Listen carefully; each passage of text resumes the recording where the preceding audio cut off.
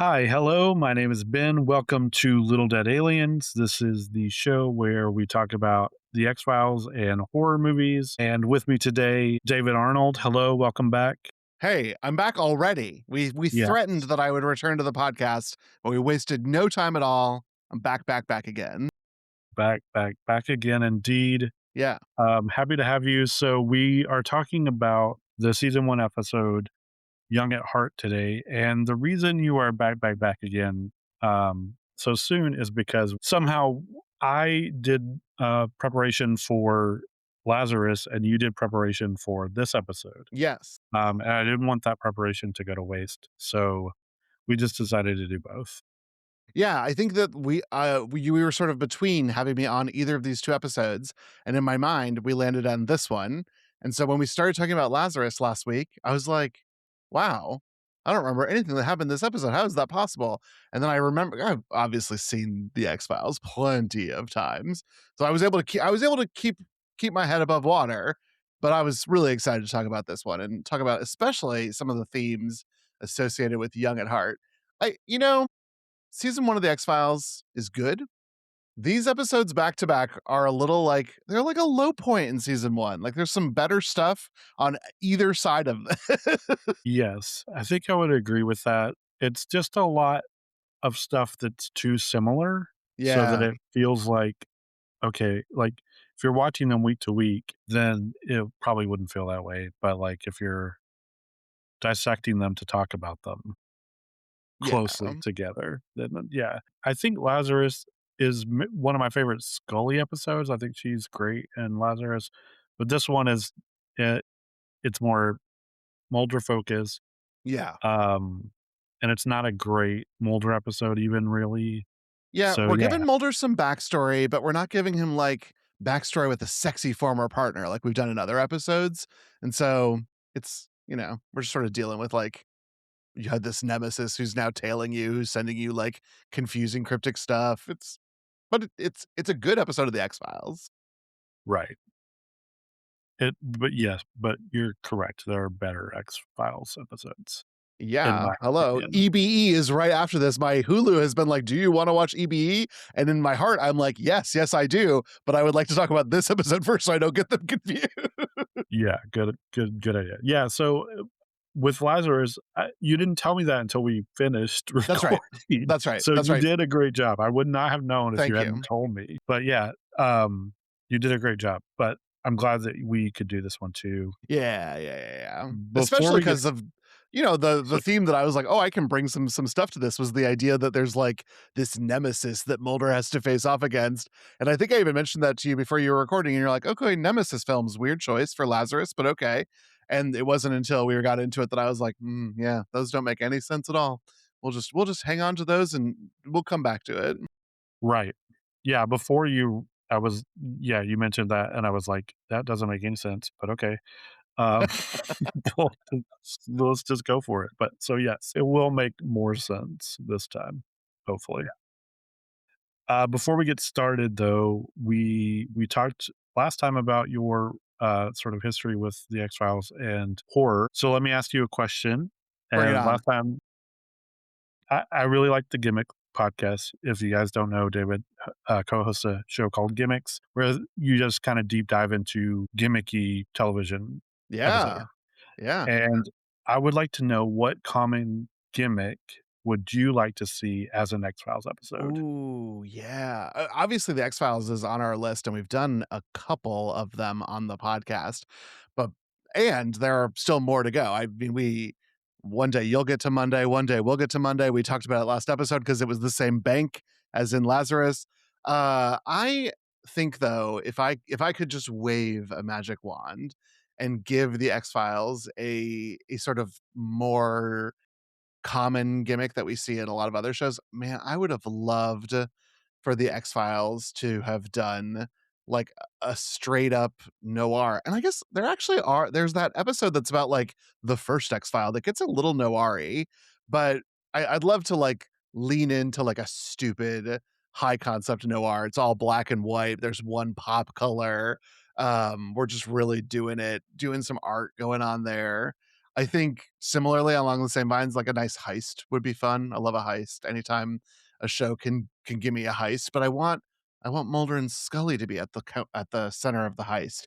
I need them to go steal like an alien or something.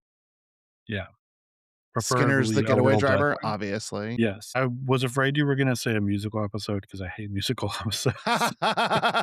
Oh no, Ben, a musical episode would be a lot of fun. No. Um, but you'd really have to, like, play with the conceit of it, and I don't what is it, like, it's an alien virus that makes us all sing or something? I selling that would be really hard. Yeah, there has to be some reason why they're singing Yes. suddenly that is, like, very stupid for me to be on board, and usually it's just not it doesn't work for me. Mhm, mhm, mhm. But in But noir, it would be good. There are lots of episodes that tiptoe that line, but they don't mm, go, like, full in really ever, except yeah, for well, there's the one black and white episode that with the Cher song at the end. yes, excellent. Every time I describe an episode, it sounds insane, like Well, I'm that's my I think brain is like that's the best way to go into the X-Files is have every episode sound a little insane. it's true. Okay, so let's talk about this episode. Do you wanna tell us what happens in Young at Heart? Young at heart, yeah. So we start in like I guess a prison, and we're hearing some screams. A prisoner goes to investigate, and we see a doctor like amputating the hand off of this person that we're going to come to know a little bit later, and is going to be sort of the centerpiece of the entire show. And the doctor is like, "Oh, this person's dead. Don't worry about it." And as the inmate leaves, we can see the dead patient blinking. And so we know, like, some X-Files shenanigans be going on, Ben. I thought it was a pretty effective opener. Yeah, it's good. It's creepy. Yeah, okay. Um, yeah, and the dead dude's face is very creepy, and he's Yeah. blinking. Yeah, Then we do, like, a time skip forward. I don't remember how many year. I didn't put in my notes out. It just said in the future or present. And this is where Mulder is learning from his former, like, colleague that this, like, big bad that Mulder helped put away, but got an agent killed in the process, is back again. He's leaving notes. He's sort of taunting Mulder, and we track the two of them as they go. But it's impossible for this former person to be the person everyone's talking about because he would have had to be younger.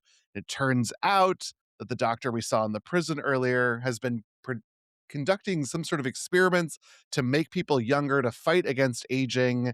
There's a lot of complicated science around progeria, which doesn't really reflect the actual science around progeria, but it's fine. We're in a science fiction world. And that is where we ultimately learn that this nemesis of Mulder, who's been going around, is in fact the real guy from the original time. Mulder and him face off at the end, and their final conflict results in Mulder. right, and he has, like, a weird, like, lizard hand, right? Yeah, because there's some sort of lizard gene salamander, I think was how they explained it. There's like salamander genes involved in this like mad science. Right. Somebody saw Jurassic Park. Yeah, yeah. But it's also wild that this was sort of a oh god, what are you doing here? Like Deep Throat shows up in this episode. Cigarette Yeah. Smoking Man is here at one point in time, and I was like, what are you doing here? Right. Yeah, I was gonna ask because there's a scene at the end where the doctor is who performed the experiments is dying, and they're trying to revive him slash get all the secrets about what he's Right. been doing out of him because or was it the dude? Anyway, yeah, the dude, Mulder's nemesis, hid the secret somewhere, Yeah. um, and he's dying, and they're trying to get the secrets from him, and it looked like the smoking man was in the room, like, screaming at him, but I couldn't tell Well, if it was him or not. it was definitely William B. Davis. Like Okay. I 100% clocked that. I also couldn't tell if it was Barnett, who is the nemesis dude, or the Dr. Frankenstein man.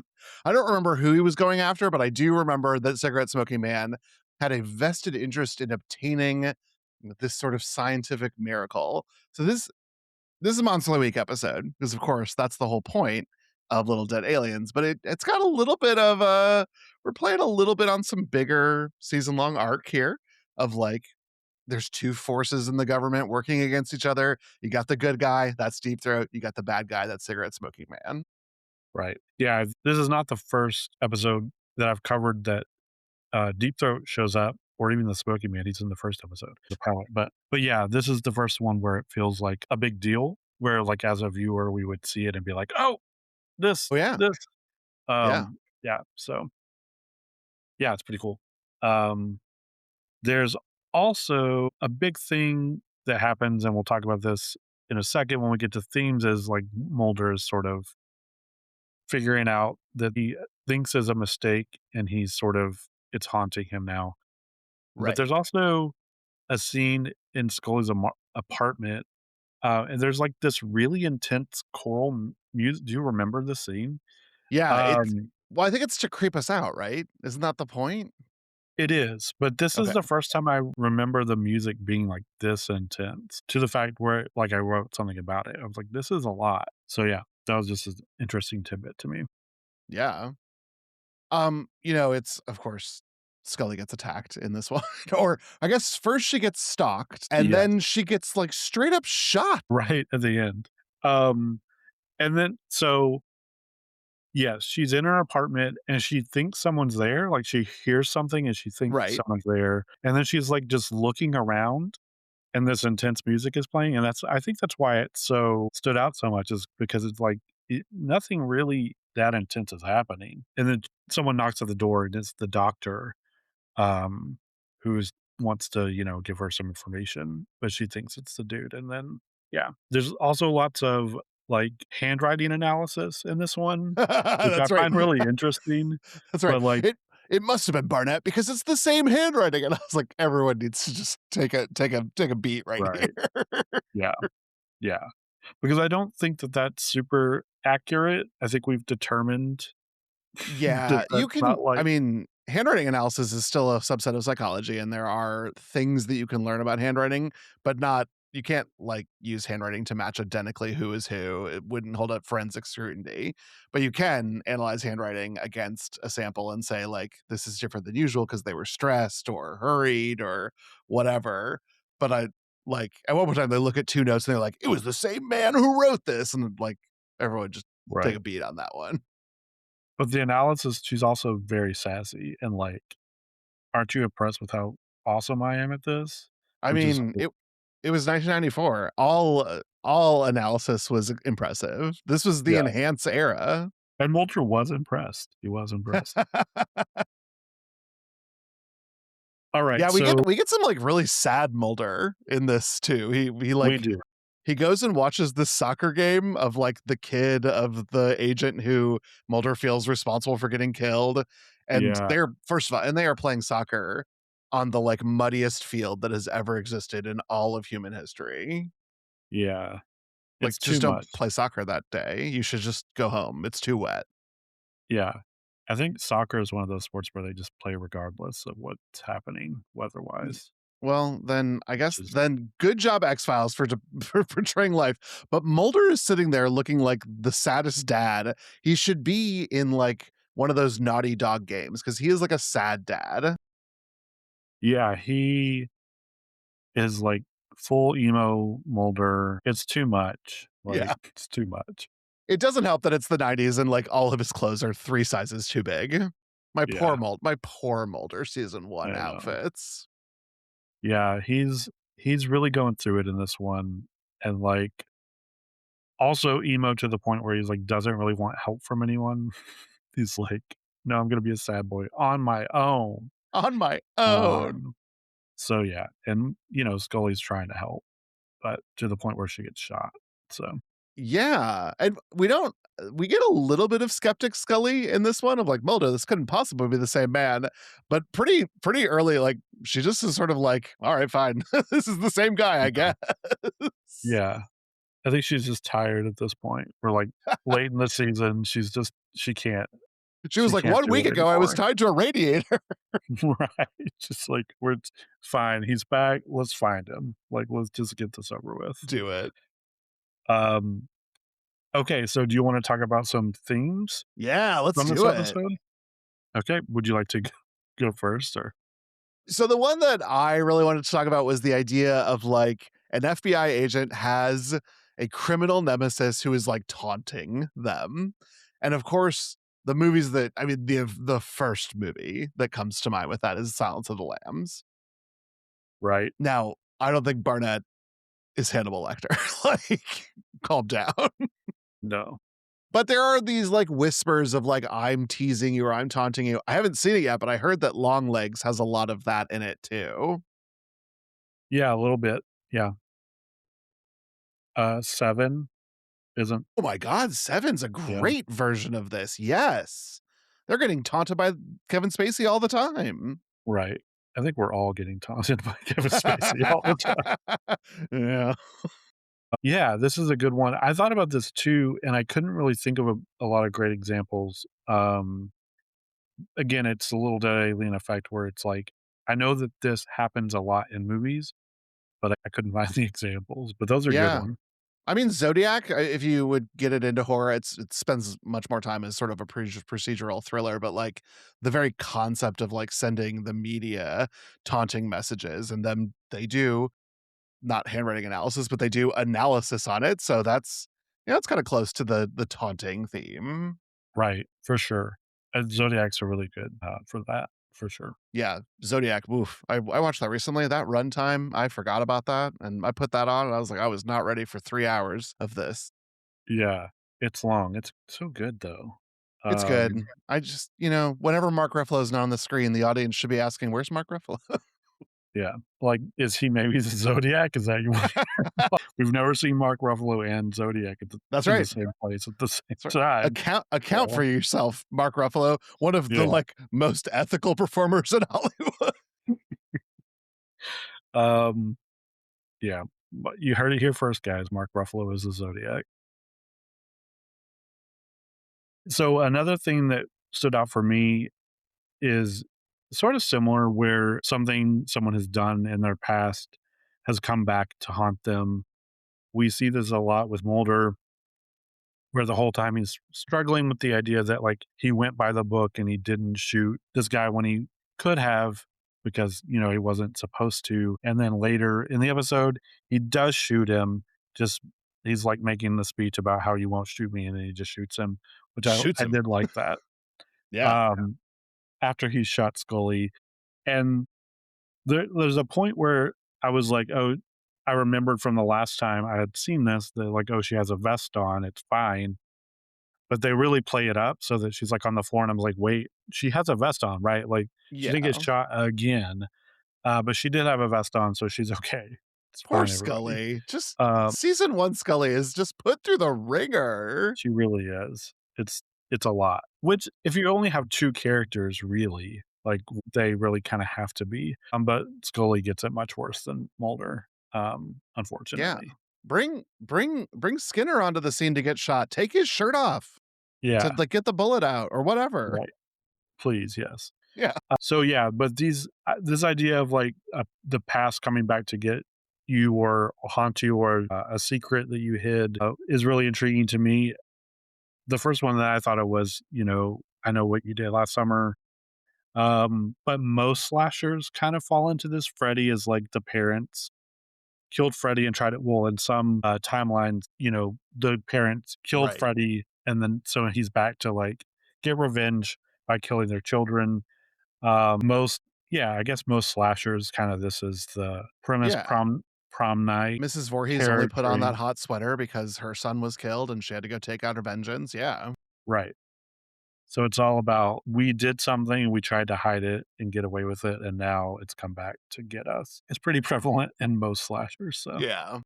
and I love slashers, so cool. But I Know What You Did Last Summer is the one that kinda comes to mind because it's like that's the exact plot is they regret hitting someone with their car. I'm not an I Know What You Did Last Summer fan, if I'm being honest with you, Ben. And we just covered the 2025 remake for the Fear Yeah. Coded Patreon. And boy, that was not a fan favorite for anyone really on the list. I think Marilee gave it it's okay.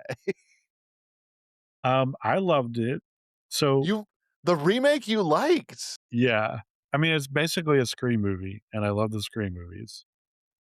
Yeah, it Also, could have been Brandy more shows up Scream, I at the guess is what I'm end. saying. It could have been more Scream.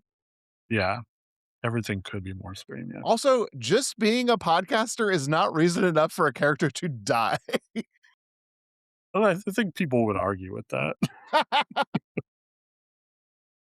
Then get out of here, you. You can't kill us Yeah, just because we podcast. stupid podcaster. Um, Podcasting is like the new, like, don't have sex, don't have a Yeah. podcast. Um, I would actually love Stubacher to be like, "Don't have a podcast. yeah. You're gonna get killed." Um, I Know What You Did Last Summer 2 is one of my go-to slashers. I love it. Okay, Like, it does everything I want a slasher to do. So, a lot of people hate it, and that's fine. Brandy is also in it, which is reason enough to love it. When listen, Brandy showed up at the end of the new one, spoiler, I lost my mind. I'm glad for you. I'm glad for So, you. I yeah, I don't I enjoy these movies. I know that they're not good. I understand that. But I would rather watch the second one than the Okay, first. well, it sounds like you're signing up to cover I Know What You Did Last Summer too next year Yeah, for Fear Code. let's do it. It's a good summer one because 'cause they're stuck on an island. We we do it we do it as a bit because it's like our anniversary, so we know what we did last summer, which was cover I Know What You Did Last Summer. Got it. That makes sense. I like it. Does it? But we're committed to the bit, yeah, whether it makes sense or not. Yeah. Well, you've only done it once, though? Yeah, well, our first anniversary, we did I Know What You Did Last Summer in 1997. Our second anniversary, we covered the requel, the 2025, and we have never done 2 or 3. So 3rd 3. and 4th anniversary is probably locking in right now. Nice, perfect. Another one that I might have talked about before on the show is it's called Altered for 2006, and in this one, a group of friends are abducted by aliens as, like, kids or teenagers. One of them, their brother, I think it's 4 guys, one of them doesn't return, and in Altered, they capture one of the aliens, and they are all dealing with the trauma of what happened to them as kids and how it affected them, and it's really about, like, them dealing with what happened to them, which they've all sort of, like, ignored for the last 20 years or so. Well, that's fun. Wow, It's this has got really a little bit of, like, ritual going on for it. Yeah, a little bit. Um And it's pretty intense, like, it's very, like, gory, much more than I expected. It's a fun movie. But yeah, it's called Altered. It's pretty good. Sweet. Also aliens. I mean, I like when aliens show up.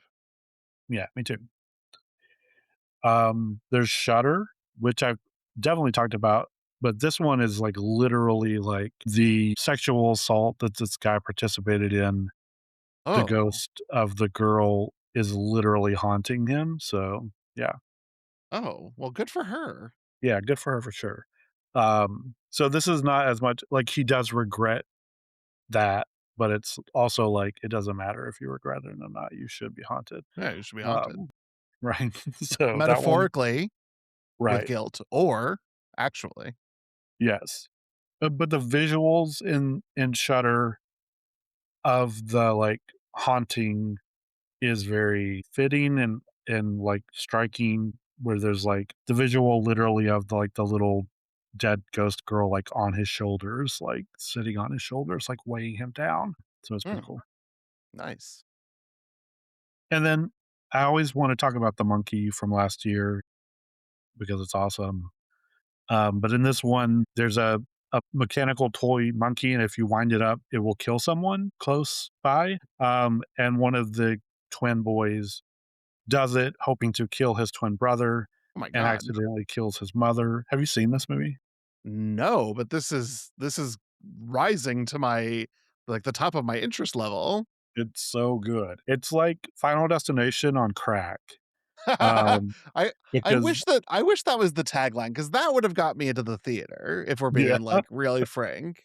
yeah, because there are all these really crazy ways that people are dying that are very much like something you would see in Destination, but the gore is, like, pumped up to, like, Evil Dead level. The monkey is so good. It's, Osgood Perkins who did Long Legs and Black Ghost Daughter, but this is very different from everything else he's done.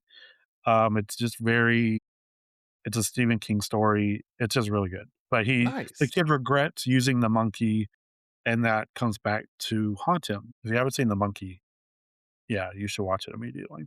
It says it's streaming tonight. Yeah, do it. Any other themes or anything you would wanna add to this list of, like, past regrets?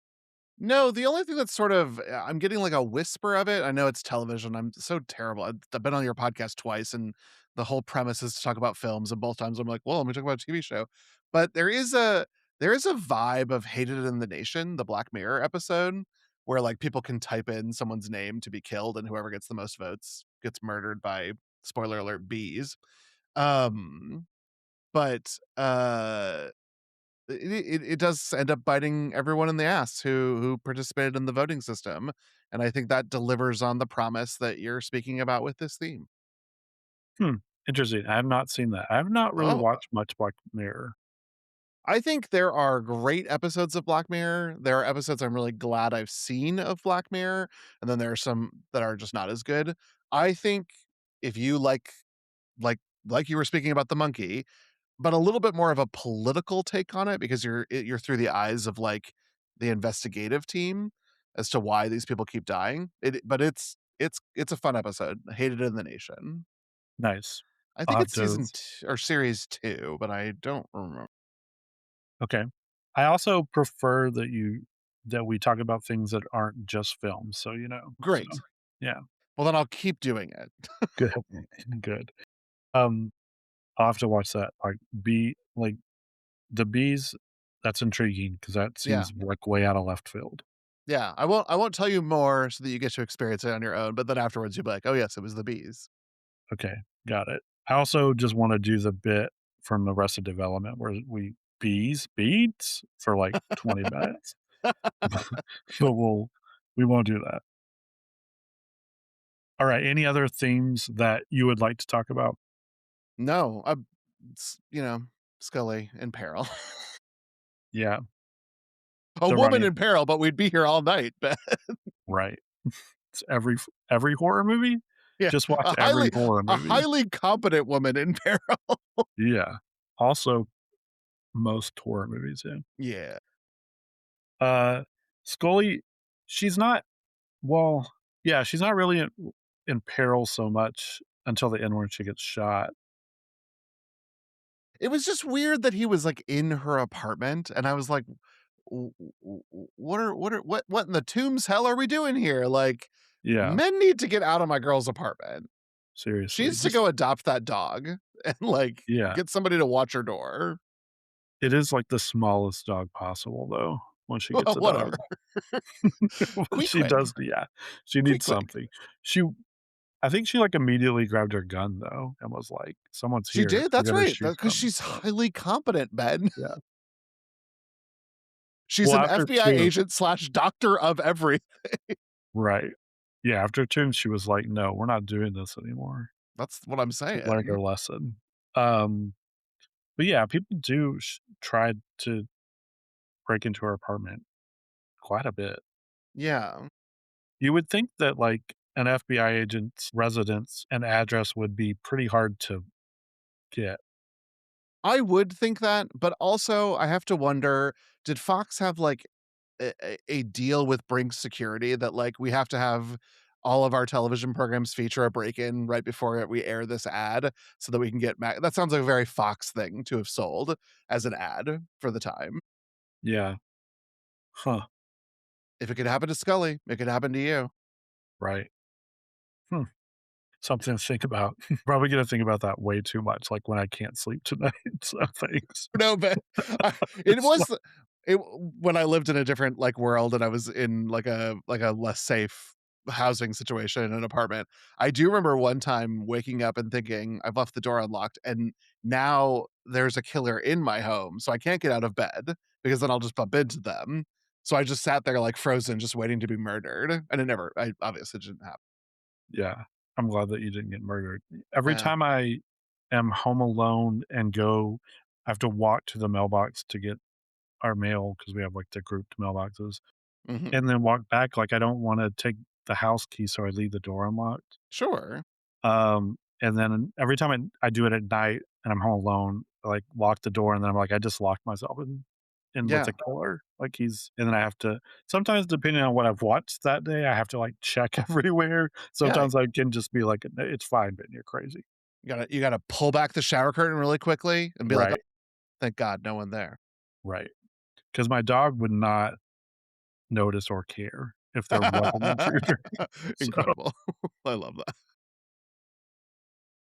okay, so should we talk about some tropes that we see? Ye Yes, and I love this one that you've identified because we really do just have an evil doctor. I love him. Yeah, it's great. And I think when we were talking about Lazarus, you mentioned an evil doctor, and I was like, I what Yes. You're like, I "David, don't what's this remember evil that. doctor?" Here he is. Here he is, Ben. Yeah, he's back. So yeah, I really like the whole mad scientist like trope. I like the idea of like the lightning striking behind like a crazy big haired person. It's just really fun. Yeah, I would say that the opening was good. It's not quite giving that level, but it is like this is a bad scientist and he's doing bad things and anytime I think that you interrupt a scientist and he says, "Don't worry about what I'm doing," that's a Right. bad sign. Yeah, you should definitely immediately worry about what he's doing. Right. Because ethical scientists won't shut up about what they're doing. They'll just Yeah, keep talking. right. And also if they threaten you and tell you that what you're seeing is not real, then You gotta it's go. probably a You red gotta flag. go. Get out Yeah. of there. Which I No. guess the inmate did recognize that and was like, "Whoa, something really Yeah. bad is happening, I gotta He's like, go." "Be BB, bib." Yeah. So one I did think about is one that I covered with you guys on Fear Coded, which is Malignant from Yep. 2021. Yep. We had Um, a great evil scientist in that. She was I loved her. yeah, that opening is pretty wild and sort of, like, really leans into the whole trope of mad scientist. Yeah. I just watched Splice for the first time from 2009. Have you seen Splice? I haven't. Tell me about Splice. Um, this movie, I I don't think I've recovered from this movie yet. It's got Adrian Brody, and him and his partner, his girlfriend, are scientists, and they're trying to create. I don't even really know what they're trying to create. Some kind of like protein that would replace like chicken and livestock and stuff. Wow. So they've got these two weird creatures that they've made, and the companies that they work for are like, we need you to make this profitable and because capitalism and they're like, well, we don't want to do that, we want to do science. Yeah. And You fools. right, for some reason they create this weird creature thing that is like kind of human, and then it is like it keeps being violent, and they're like, this is okay, and they're hiding this creature thing, and at one point it looks like sort of like a teenage girl, but she's bald. Some questionable things happen in this movie that I don't want to get super into Okay. because I don't want to ruin it for anyone, but just be warned, if you watch this movie you're going to see some things that you wish you hadn't. uh Um, I've pulled this up on Letterboxd and I now recognize the poster. So yes, I think this was like advertised pretty significantly. was it? I I maybe not, but it looks familiar to me, like the bald girl with a tail. This looks very familiar to me. Adrian Brody being in this is a little bonkers. Yeah. Is has he does he have an Oscar already? This is from 2009? I think he does. No, it feels and looks like a really big budget movie that I guess just wasn't on my radar. But anyway, it's a fucking weird movie. That's you know Um, what? It's on the watch list, Ben. yeah. It would be fun to cover if you guys covered it for Fair Coded because there's a lot going on. Amazing. The next one that I thought about for this was The Bride. Did you see The Bride from this year? Well, that's the I was about to say, was this last year or it was very recent? This Right. is a Bride of Frankenstein situation, right? Correct. Yeah, no, I have not seen this, It's but a it very already is on my watch list. yeah, it's an odd movie, but we get Annette Bening and the sort of mad scientist role. She's like Oh, a Frankenstein. again, we're Um, just bearing the lead on too many things. I just yeah, the movie shouldn't be called The Bride, it should be called Annette Bening as Dr. Frankenstein. Like that, I would have gone to the theater for that. yeah, same. So yeah, she's really great. She's very sort of like she's more like absent-minded professor than like over the top mad scientist, but she's playing the role. This is a really odd movie. I think a lot of people didn't like it, and I think a lot of people were expecting one thing and got another, which is sort of how I felt about it, but I enjoyed it for the most part and would watch it again because Annette Bening is Frankenstein. Yeah. Um, I don't think a lot of people know that the bride is, like, supposed to be possessed by Mary Shelley in the movie. Yeah, Incredible. Incredible. yeah, That snorting noise that I made is the sort of thing that I do when we veered into, like, Riverdale territory. yeah. It's not played as, like, weird or funny, though. It's very serious, like, it's a serious. Sometimes I like it when you lean in. Sometimes Yeah, it's too much. right. And I don't think a lot of people liked that aspect of it. Okay. I didn't mind it. It's weird, but it's, like, as weird as anything else happening in the movie, so, what are some of your favorite mad scientists? Oh, wow. I mean, you've got it on your list, but one of the ones I really liked was The Human Centipede, and I know that, like, it's a little gauche to find this movie enjoyable. I have seen all 3 Human Centipedes. They are, um, a fine sort of investigation into the nature of unethical science into absolute terror, gore fest, like terrifier level of what the fuck am I watching into like this strange meta commentary in the third one where like all the actors are back playing different roles.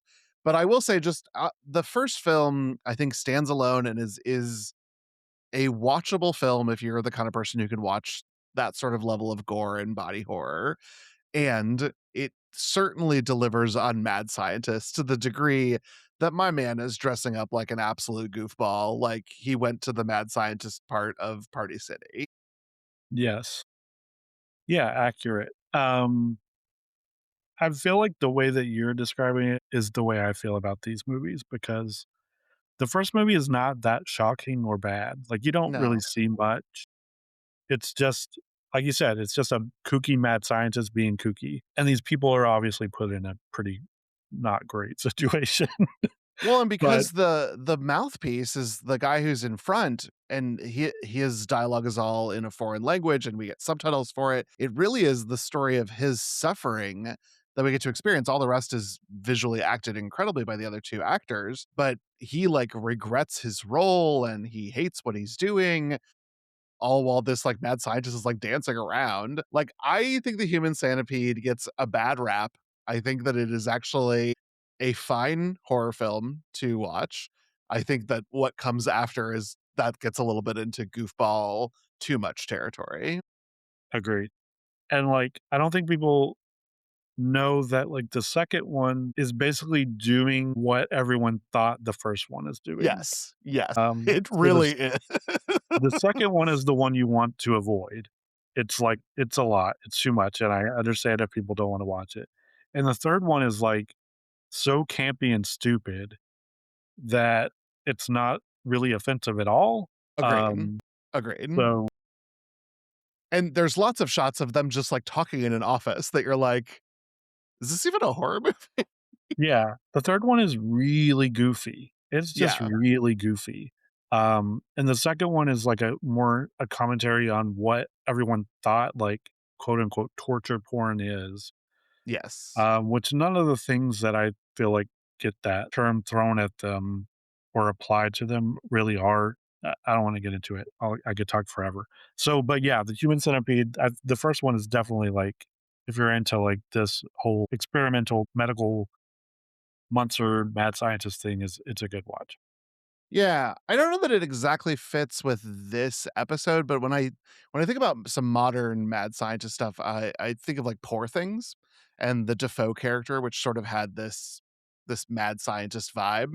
But it's so much about her journey, Emma Stone's journey, that I think the mad scientist kind of gets forgotten. Yeah. But yeah, that's a good one. I really love that movie. I love Yorgos, and that movie's incredible. So yeah, if even if it has nothing to do with this, you should just watch Poor Things. You should watch. It's I mean, it's good. I will say that I think my letterbox review reads, "Somehow too much sex with Mark Ruffalo," which I didn't know was a limit that I had, but we found it. We found it. Okay, the limit does exist. The limit does exist, and it's Poor Thing. There is a lot. It's like all they do. Yeah. Uh, Reanimator. Have you seen Reanimator? I'm not familiar with this. Let me pump it into let me see. You guys should Reanimator. definitely cover Reanimator. Wow, It's okay. just like a bonkers, crazy mad scientist bringing people back from the dead, and then everything that could go wrong goes wrong. Like Okay. I just looked for this, and there is a remake from 2025, but the original is from the '80s. 1985, right. Okay, great. And there's several sequels. Reanimator is like peak mad scientist, peak like 80s horror classic. So It's got yeah. a great poster, Ben. God, Mhm. this poster is I man, the '80s, especially the mid '80s, we were doing some, like, goofy things with posters. Yeah. There's And lots I of like love a minimalist poster like everybody else, but today, minimalism is like the letter of the law, and I just this guy's got a beaker that's got rays coming out of it. This is amazing. yeah. All the serum that he uses to bring back is like this bright neon green yellow. It's just an incredible movie. Yeah. I see Tusk is on your list. Tusk is something that is on my watch list because somebody said that it was, like, grotesque, and that is why I added it. But I have no idea what it's about. It is grotesque. Oh, fun. Yeah, it's a Kevin Smith movie. Oh, It's okay. got Justin Long, who is him and the kid from The Sixth Sense Oh, Haley Joel Osment. as right, but yeah, as a grown up. Him and Yeah. Justin Long have a like one of those really stupid YouTube shows where they're just stupid YouTubers and he goes to interview someone and that person has uh died. So he doesn't waste a trip. He goes to talk to this just random old dude. And this random old dude is obsessed with walruses and wants to turn Justin Long into a walrus. Again, just I Wanna Turn Justin Long into a Walrus is a great movie title. Just sell me the ticket for what I'm gonna get. I will go. Yeah. Um, they should just let us rename every movie. I like a literal title, Ben, I guess is what we're learning today. Yeah. I would But be terrible at naming movies. No one would go, but I would know what they were. yeah. So yeah, I want to turn Justin Long into a walrus is this movie. Yeah. It's a little like Human Centipede, where there's just some crazy dude. He never goes as bonkers as like the dude in Centipede, but yeah, Yeah, there's a lot of like unhinged dude wants to turn this other guy into a walrus. Yeah. I'm not against that. No, it's good. I I did see sort of a thriller that was about sort of a type of mad scientist, a doctor who had sort of you're supposed to suspect the entire time. It's called False Positive, and it was with Pierce Brosnan, and it had terrible rating on Hulu or whatever it was streaming on, but I had a good enough time with it. I thought it was fun. I think it was a little bit more like, do we believe that he's a bad guy or not? But I think he you're supposed to suspect the nature of the pregnancy of the main character. Is that the origin of this? I had a good time with it. Okay. Pierce Brosnan is the mad scientist That's role? correct. The Okay. doctor. I mean, like, he's like a OBGYN. Okay. Cool. Yeah. Okay, I'll have to check that out for sure. Um, is it a recent movie? Yeah, I think the last couple I'm trying to look up the year on this one. But I think last couple years. This was again, I saw Pierce Brosnan and I was like, why wouldn't I watch this? 2021, so 5 years Okay. ago. Yeah. The title sounds familiar, but I think it's a different movie. So, Yeah, and it stars Alana Glazer and Justin Theroux. Like it's okay. it's kind of incredible, but it is wild. Yeah, it's not a comedy? No, no, no, no. A lot of Glazer, and she is like, I mean, there are funny moments because horror, tastes a little bit better when you get a laugh in every once in a while. But no, a lot of Glazer is giving like a very good dramatic and thriller performance in this. That I think was my biggest surprise. Okay. Awesome. Yeah. Um, I'll add that to my list. There's one that sounds sort of similar, maybe without knowing anything about that movie. Double Blind from 2023 it's like they're doing like a sleep study. Um, Oh, I it's a like bunch of that. people who I think they're doing a sleep study because they all have problems sleeping, and they find out that the pill that they were given, if they go to sleep, they will die. So they're all trying to stay awake. Incredible. I love that shit. It's just like a science experiment, um, horror movie. So That's great though. I love that. That's sort of my shit. I love a little bit of like a medical thriller horror. I wanna get okay. a little bit into that. Okay. Yeah, I think we get that a little bit in this episode. Not like they don't go full into it, but yeah.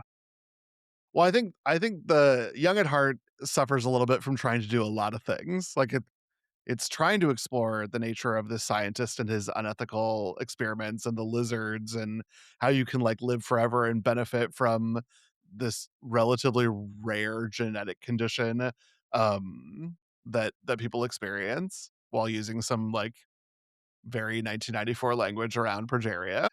And at the same time, it's like, and Mulder, this has been weighing on Mulder's soul for like the past X number of years. And we're giving him a little bit more character development.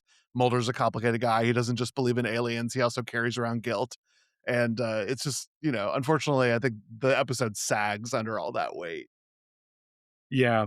I was gonna say they don't really lean too into anything, which I think is why the episode isn't as good as it could be. But, Yeah. Because the doctor stuff is really interesting, yeah, but then you also have to have Mulder watching soccer. And like that could right, also be interesting if that's all the episode was, but it's not.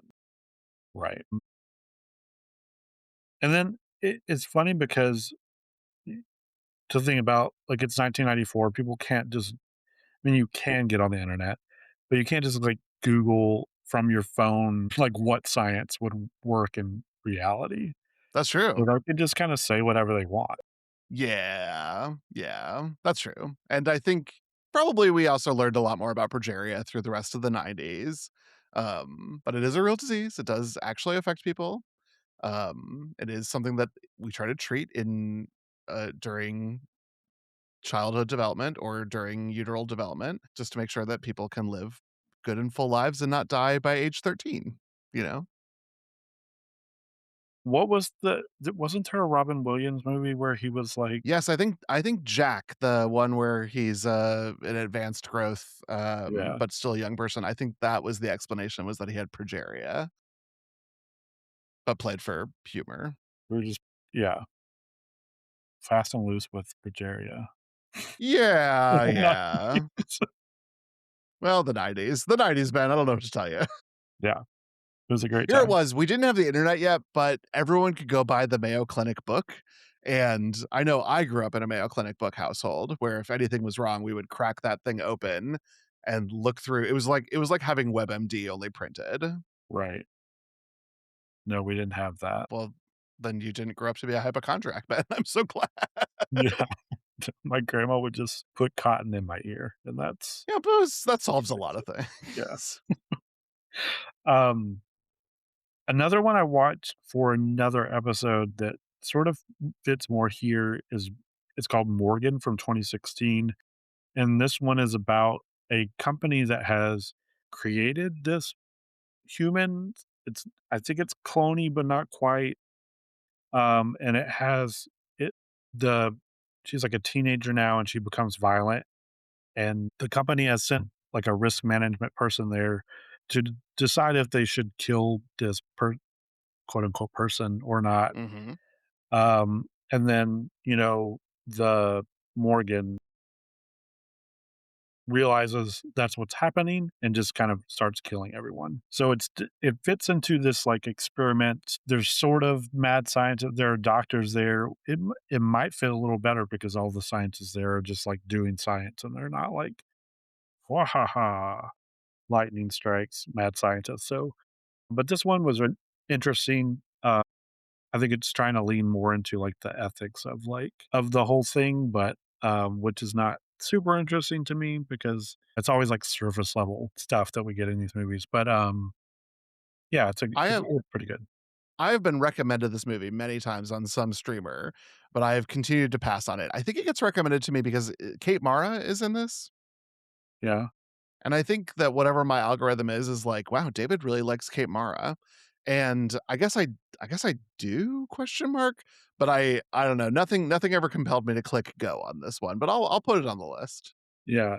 Um, Anna Taylor-Joy plays Morgan, Oh, so that's fun. probably the big selling point, yeah. Well, I like her too, so get with the program, algorithm. Yeah, get with the program. I liked the menu. What's up? Yeah, she's young in this one, um, so because it's from 2016, that's how aging works. Yeah. Yeah. Also, I think that it's unfair to live in a world in which Anya Taylor-Joy is an actor and Aaron Taylor Johnson is an actor. I just don't think I don't think that's okay. I think someone should have to change their name.